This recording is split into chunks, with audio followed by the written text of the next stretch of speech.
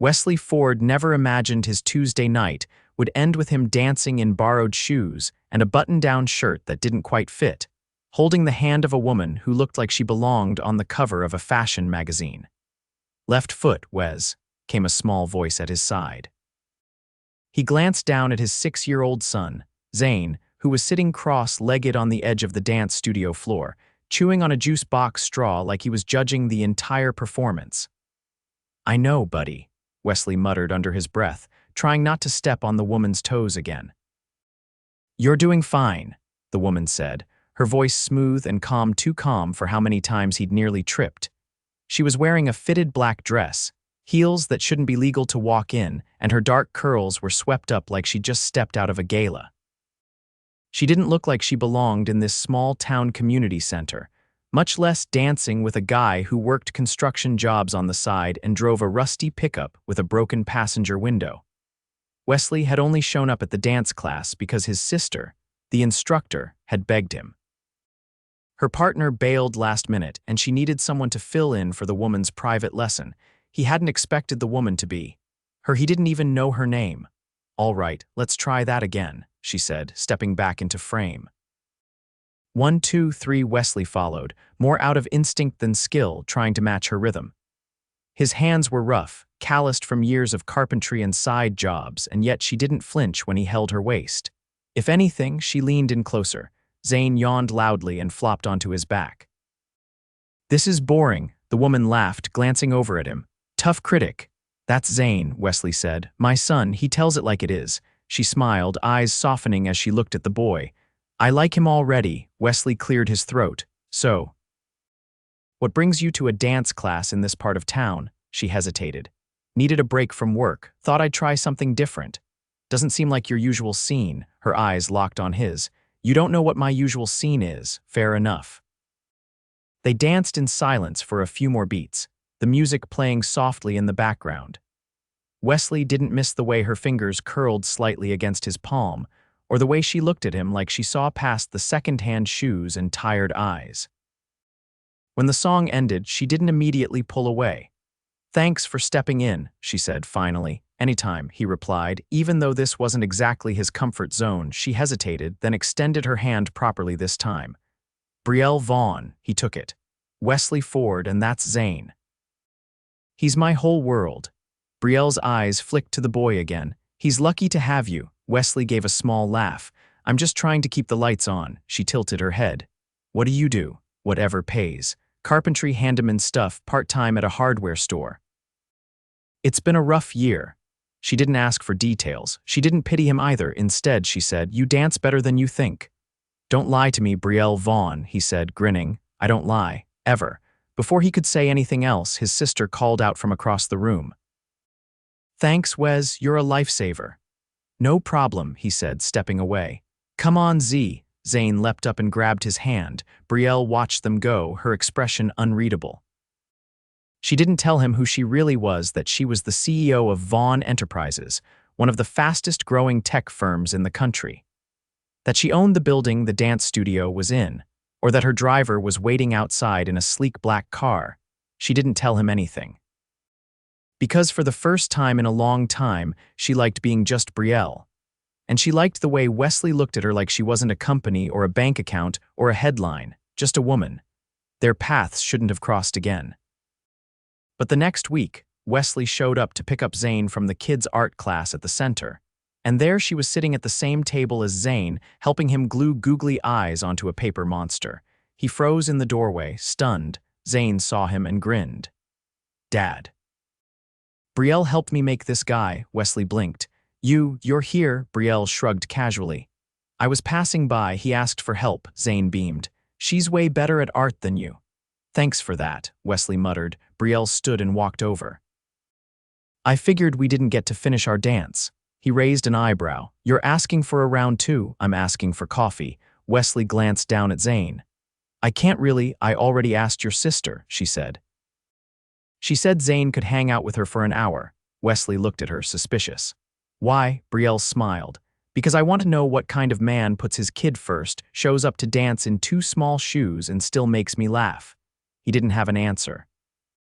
But a few minutes later, they were sitting across from each other at a corner cafe, sipping coffee and talking like old friends. Wesley didn't know what this was or where it was going. He just knew it felt different over the next few weeks. Brielle kept showing up. Sometimes for Zane's classes, sometimes for coffee, sometimes just walking through the park at the same time Wesley was there with his son. She never said too much about her work, and he didn't ask. He liked the mystery. Liked the way she made him feel seen. And Brielle. She couldn't stop thinking about him. He was everything her world lacked: humble, real, grounded. The way he held Zane's hand, the way he looked her in the eye when he spoke, the way he never tried too hard to impress her. He didn't know who she was. And for the first time in years, that made her feel safe. But secrets never stay buried for long, and the closer they got, the more she knew she'd have to tell him the truth. She just wasn't ready yet, not when he looked at her like that, like she could be his whole world too. The rain hadn't let up for hours, drumming steadily on the windshield as Wesley parked his truck outside the bakery. He glanced at the passenger seat where Zane sat, nose pressed to the glass, watching the city lights shimmer in the puddles. "You sure you're okay here with Aunt Jess for a bit?" Wesley asked, cutting the engine. Zane nodded. "She said we're making caramel popcorn and watching space movies. I'm good." Wesley reached over and ruffled his son's hair. Inside, the bakery smelled like warm cinnamon and brown butter. Jessica appeared from the back, her apron dusted with flour, her expression curious. "She called again?" she asked, taking Zane's hand. "Yeah," Wesley said, adjusting the collar of his shirt. "Said she had an idea and wanted to meet." Jessica raised an eyebrow. "You getting ideas too?" "I'm just listening." Him. He left before she could grill him further. Brielle was waiting at the hotel bar across town, seated in a corner booth with her phone face down and a leather-bound notebook open in front of her. The dim lighting softened the sharp lines of the space, casting golden reflections off the marble countertops and polished glass shelves behind the bar. Wesley spotted her immediately. Not because of what she wore: simple blouse, dark jeans, nothing flashy, but because of the way she sat. Calm, still. Like she was in control of every moving piece around her. "You sure this isn't too formal for a guy like me?" he asked as he slid into the seat across from her. She closed the notebook. "If I wanted formal, I'd have picked somewhere with valet parking." "You did pick a place with valet parking," she smiled faintly. "I didn't use it." He glanced at the notebook. "That one of your ideas?" "It's a proposal," she said, motioning for the waiter. "But not for work." When he raised an eyebrow, she added, "I want to sponsor a community renovation project, starting with the rec center." Wesley leaned back. "That place has been falling apart for years." "I know. I've been looking into it." "You don't even live here." Her expression didn't shift. "I don't need to live somewhere to care about it." He studied her. "Why now? Why this?" She hesitated. "Because I've spent years building things for people I'll never meet. And lately, I've been thinking about what it means to build something that matters. You're not the kind of woman who shows up without a reason." "I'm not," she agreed, "but sometimes the reason changes." The waiter arrived with 2 glasses of wine. Wesley stared at his. "I usually drink beer." "I had a feeling you'd say that," Brielle said, reaching into her bag and pulling out a small, wrapped box. "So I brought this." He opened it to reveal a bottle of craft ale from a local brewery, one he hadn't been able to afford in months. "I remembered you mentioned it last week," she said. He closed the box, unsure what to say. "I'm not trying to impress you," she added. "I just listen. Most people don't." "I'm not most people." Wesley took a slow sip of the wine anyway. "This proposal, what do you want from me?" "I want you to be the lead on the construction team." He blinked. "You serious? You know the building, you know the people who use it, and you care." He leaned forward. "You're offering me a job. I'm offering you a project." He stared at her for a long beat. "You ever stop surprising me?" "I hope not." Outside, the rain had eased into a mist, blurring the city skyline. Inside, the air between them had shifted. "You're different when you talk about this stuff," he said quietly. "I'm different with you," she replied. He didn't know how to respond to that. So he reached across the table and ran his thumb along the edge of her notebook. "You trust me with this. I trust you with more than that." She reached into her bag again and pulled out a slim portfolio. Inside were detailed floor plans, cost breakdowns, and a timeline. You already did all this, he murmured, flipping through the pages. I've been working on it for weeks, he glanced up. Even before we met. No, after. He let that sit for a moment before closing the folder. You believe in second chances. I believe in people who earn them, he nodded slowly. I'll do it. Her smile was small but real. Good. Because I already hired the architect. She pushed an envelope toward him. Inside was a check more zeros than he'd ever seen on one piece of paper. I can't take this, he said, pushing it back. It's not charity, it's payment. I didn't ask for any of this. I know. That's why I'm giving it. He folded the check and tucked it into his jacket pocket. I don't know what I'm walking into with you, he said. I don't either, she admitted, but I'm not running. Neither am I. They left the bar together. The sidewalk glistened, and the streetlights cast long shadows between the buildings. She walked close but didn't touch him. At his truck, he opened the door but didn't get in. You didn't ask what I do, she said. I figured if you wanted me to know, you'd tell me. She nodded once. I run a company, Vaughn Enterprises. He didn't flinch, didn't step back, just looked at her. That's supposed to scare me off. No, but it scares a lot of people. I'm not a lot of people. No, you're not. He climbed into the truck and closed the door. Brielle watched him drive away until the taillights disappeared. She didn't regret telling him, but she knew the hardest part hadn't started yet. Wesley rolled up the blueprints on the hood of his truck just as the last nail gun hissed to silence inside the half-gutted rec center. The air smelled like sawdust and fresh paint, and his shirt clung to him from a full day of labor. He tossed the blueprints into the passenger seat and turned toward the late afternoon sun, just in time to see Brielle step out of a sleek black SUV across the street. She wasn't in heels today.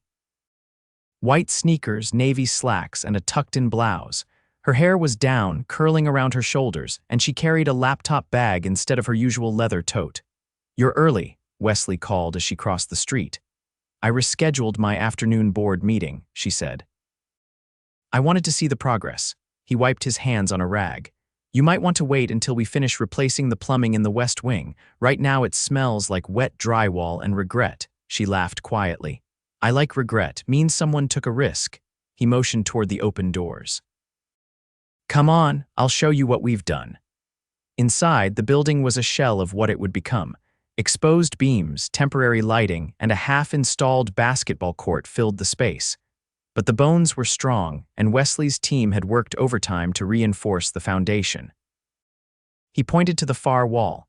We're putting in a reading lounge there, soundproofed with low seating for the kids. She walked the perimeter slowly, tracing the edges of the new flooring with her fingers. You thought of that on your own, Zane reads when he's anxious. Figured other kids might too. She stopped in the middle of the room and looked up at the skylight. This place is going to change lives. Wesley crossed his arms. You say that like you're not the one making it happen.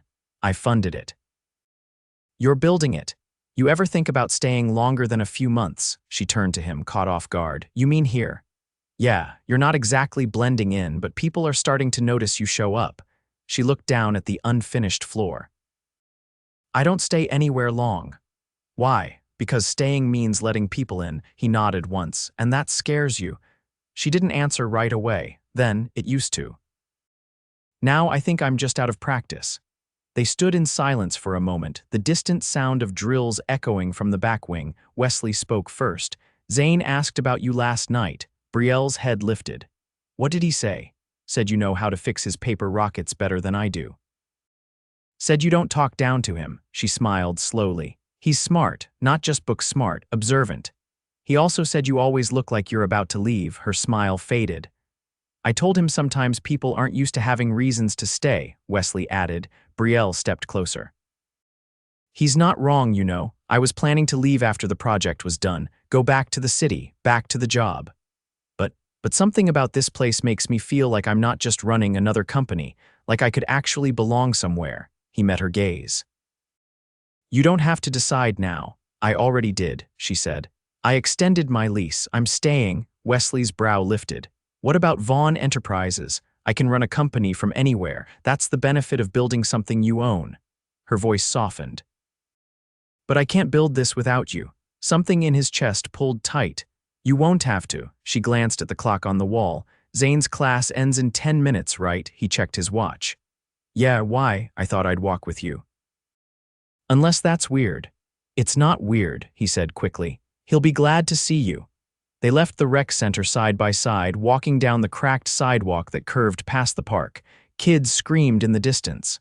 A dog barked from behind a chain-link fence. As they passed the old mural on the library wall, Brielle slowed. I used to paint, she said. Back in college, before finance took over my life. Ever think about doing it again? I think about a lot of things I never gave myself permission to miss. He tilted his head. You don't need permission, she looked at him. You have this way of saying things like they're simple. Sometimes they are. They reached the community center just as kids started pouring out. Zane spotted them and bolted forward, backpack bouncing as he ran. He threw his arms around Wesley's waist, then turned to Brielle with an expectant grin. Did you bring it? Wesley gave her a confused look. Brielle pulled a small box from her bag and handed it to Zane. He tore it open to reveal a model rocket kit, one of the advanced ones with real launch components. His face lit up. This is the one from the catalog, I remember, she said. You circled it. Twice. He hugged her tight, and for the first time she looked genuinely startled. Wesley watched her carefully. She crouched down and said, You and I have a launch date this Saturday. Deal, Zane said, beaming. As they walked back to the truck, Brielle quieted. You didn't have to do that, Wesley said. I wanted to, she replied. That's the difference. He opened the passenger door for Zane, then turned to her. You keep surprising me. I'm not trying to, I know. The breeze picked up, rustling the leaves along the curb. Brielle glanced at the truck, then back at him. I was engaged once, she said suddenly. Years ago, he was a venture capitalist. We made sense on paper.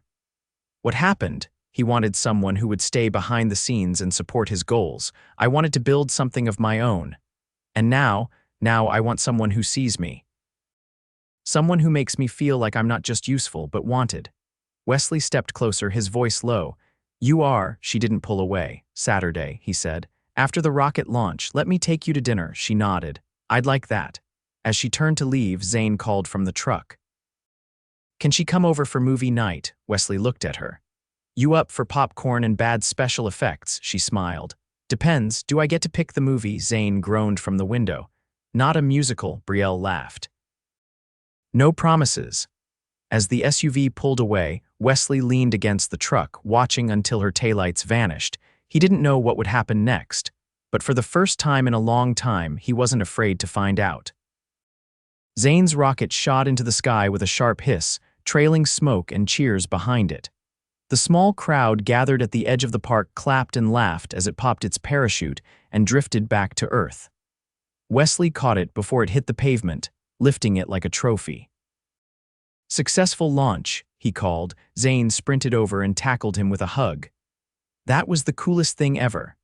Brielle sat cross-legged on a blanket nearby, hair tucked under a baseball cap, sunglasses perched on her nose. She looked more relaxed than he'd ever seen her, knees grass-stained, laughing without hesitation. She wasn't checking her phone or glancing toward the road. She was present, and she was his. Wesley handed the rocket back to Zane. You did most of the work, I just caught it. Zane turned to Brielle. Can we build the double-engine one next? Her eyes flicked to Wesley, then back to the boy. Sure, but only if we wear safety goggles this time. I'm still finding ash in my sneakers. Zane raced off to show his friends, leaving Wesley and Brielle alone beneath the low afternoon sun. You ever think about how fast this happened? He asked, lowering himself onto the blanket beside her. I try not to overanalyze things that feel right. He rested his forearms on his knees. You've got people in your world who probably think this us doesn't make sense. She pulled her sunglasses off and laid them in the grass. They'd probably say I've lost perspective. Have you? I've finally found it. He looked at her, and for the first time the guarded expression she always wore in crowds was gone. Her voice was softer now, her words less calculated. There's a board meeting next week, she said, in New York. I'm not going. Wesley raised his eyebrows. You're skipping it for this. I'm handing over voting power to my COO. I've outgrown the chase. I thought I wanted to lead the world. Turns out I just wanted to lead a life. He reached for her hand. You're sure? I've never been more sure of anything. They sat in silence for a long moment, watching Zane race across the field. The park buzzed with life, dogs barking, kids shouting, someone strumming a guitar under a tree. It wasn't grand, but it was theirs. That evening, they didn't go to a restaurant or some rooftop bar. They set up dinner behind Wesley's truck, folding chairs, paper plates, and a cooler filled with homemade sandwiches and fizzy drinks. Zane had passed out on a blanket in the back seat, worn out from the day, his face still sticky with marshmallow from the s'mores Brielle helped him roast over a portable grill. Wesley handed Brielle a plastic cup and leaned back against the bumper. "This isn't a penthouse view," he said. "Good," she replied. "I've seen enough of those to last a lifetime." "This is what you want," she didn't look away. "It's exactly what I want." He hesitated, then pulled a small velvet box from his jacket pocket. There was no spotlight, no crowd, no string quartet. Just the chirp of crickets and the soft wind rustling the nearby trees. "I wasn't planning to do this today," he said. "But nothing in my life has gone according to plan, so maybe that's a good thing." She stared at him, stunned. He opened the box. Inside was a ring, simple, elegant, with a single oval-cut diamond set in a platinum band. Nothing flashy, just right. "I'm not rich. I don't have a private jet or a summer house in the Hamptons. But I have something I never thought I'd get back: hope. You gave me that. And I want to build something with you, something that lasts." Her eyes brimmed, but no tears fell. "I'm not asking for perfect," he continued. "Just for real, for every day. For mornings with burnt toast and nights with tangled blankets and dance lessons in the living room."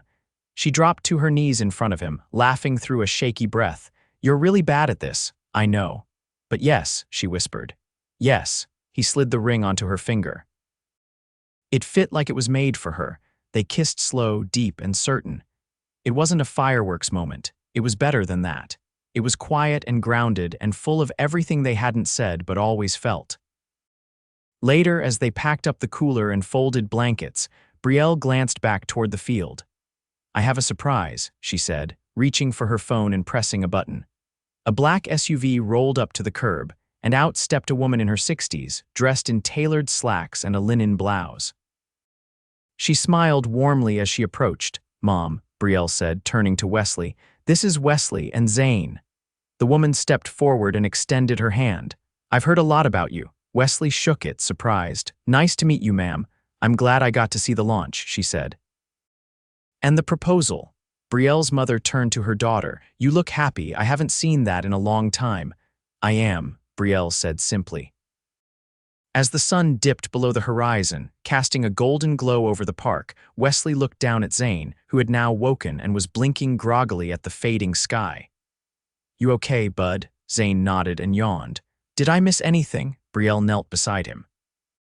"Just the part where your dad asked me to stick around." Zane looked between them. "Like forever?" "Exactly like that," Wesley said. "Cool," Zane mumbled before falling back asleep against Brielle's shoulder. She looked at Wesley over the top of his head, her eyes full. They didn't need chandeliers or billion-dollar deals. They didn't need headlines or curated moments. They had each other. And that was everything. Wesley adjusted the cuffs of his dress shirt as he stepped into the newly renovated community center. The smell of fresh varnish still lingered in the air, but the space had been transformed. Floor-to-ceiling windows now let sunlight flood the main hall. Polished hardwood gleamed beneath the soft bounce of music, and the walls were painted in warm earth tones with murals of local kids, including Zane, sketched in bright, bold color. The grand reopening was in full swing.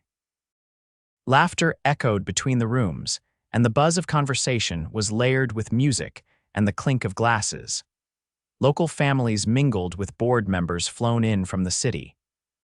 It was the first time Wesley had ever worn a tie willingly, and the first time he didn't feel like he was pretending to belong. He spotted Zane near the snack table, deep in conversation with Brielle's mother, who was helping him balance 2 cupcakes on a tiny napkin.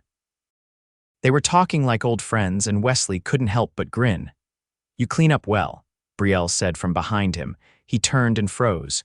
She was wearing a deep emerald dress that fell just below her knees, paired with simple gold earrings and no necklace. Her hair was pulled back, revealing her eyes focused, steady, and unmistakably locked on him.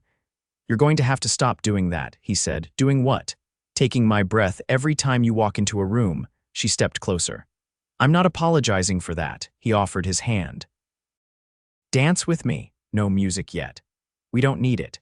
She slid her hand into his and he led her to the open floor in front of the mural. The chatter around them softened as people turned to watch, but Wesley didn't notice. All he saw was her. Their steps were unpolished but in sync. She didn't lead and he didn't try to impress. They just moved two people who had found something rare and refused to let it go. "You know," she said, her voice low, "I got an offer from a media company to do a feature on the project." He lifted an eyebrow. "They called it The Billionaire Who Gave It All Up for Love," he laughed. "Catchy, not exactly accurate though." "No," she said. "I didn't give it all up. I just finally decided what really mattered." He looked at her then, really looked. "I love you." She didn't blink, didn't hesitate. "I love you too." The music finally began, soft jazz drifting through the speakers, but they were already dancing. Brielle laid her head against his shoulder and he held her close, grounding her in a way no penthouse ever had. Later, speeches were made. The mayor shook Wesley's hand and handed him a certificate for community leadership. Brielle stood beside him, not as a sponsor or a CEO, but as his fiancée. There were no press cameras, no rehearsed statements, just honest thanks and clapping from neighbors who had watched the building's transformation day by day. After the last guest left and the center grew quiet, Wesley walked through the hallway with Brielle, passing the new art room, the media studio, and the dance space with mirrored walls and polished floors. "They're already asking when the adult classes start," she said. "You volunteering to teach?" "I was thinking I'd be a student." He paused, then pulled a key from his pocket. "There's something else." He led her through the side exit and across the parking lot to a small brick building adjacent to the center. The lights were off, but when he opened the door, she inhaled sharply. Inside was a cozy, fully furnished studio, wood floors, wall-mounted shelves, a small kitchen in the corner, and a desk by the window that overlooked the park. This was the old janitor's unit. "We renovated it, but no one claimed it." She turned slowly, taking in the space. "I thought it could be your studio," he said. "For painting, or whatever else you want it to be." She faced him. "You did all this without telling me. I figured if you hated it, I could always turn it into a tool shed." She stepped forward and kissed him, slow and certain. "You're impossible. You're stuck with me now." They stood in the center of the room, quiet settling around them. "I want our wedding here," she said suddenly. "At the center, in the hall we built," he nodded. "Then that's where it'll be," and it was. 2 months later, under a canopy of string lights, and surrounded by the very people who had once wondered if they belonged in each other's world, Wesley and Brielle were married in the same building they had rebuilt together. Zane walked her down the aisle, holding her hand with a grin that didn't waver. Jessica officiated, barely holding it together, as she read the vows, and Brielle's mother cried quietly in the front row, dabbing at her eyes with a satin handkerchief. When Wesley kissed his new wife, the room erupted into applause. But for him, the world had narrowed to the woman in his arms and the boy leaning against his leg, grinning up at both of them. They didn't honeymoon on a private island or jet off to Europe. Instead, they took Zane to a lakeside cabin with fishing poles, board games, and a fireplace that took 3 tries to light. Brielle painted by the window while Wesley made pancakes every morning, and Zane told them bedtime stories in reverse order, always ending with, "And then we found each other." Brielle never returned to the city. She converted the studio into a small art school, offering free classes and workshops for local kids. She still sat on the board of Vaughn Enterprises, but now she did so with more boundaries and far less urgency. Her name wasn't plastered on every headline anymore, and for the first time, she didn't miss it. Wesley expanded his business, hiring young apprentices and turning the once solo gig into a full team. He never stopped working with his hands, never stopped coming home with sawdust in his hair and new ideas forming in his mind. And Zane. He launched his first real rocket 2 years later with both of them cheering from the sidelines, and he swore he'd be an aerospace engineer by 16. Brielle promised him she'd fund his entire education as long as he promised to teach her how to build one of his engines someday. On quiet nights, they danced in the living room with the radio on low.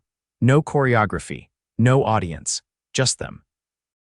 Wesley never forgot what it felt like to watch her walk into that dance studio the first time, like witnessing something rare and fleeting. And every day after, he chose her again, not just for the life she'd built, but for the one they created together, forever.